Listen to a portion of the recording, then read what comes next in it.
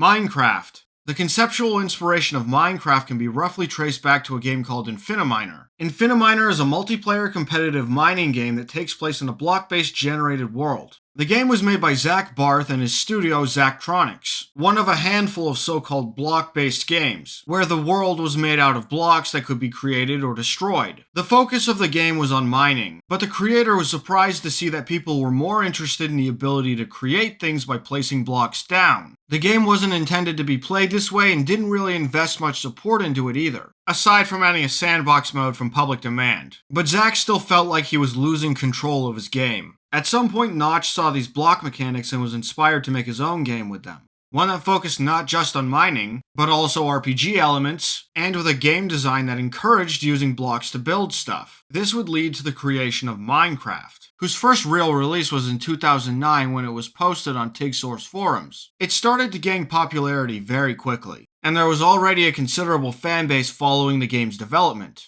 The ability to interact with the world was groundbreaking.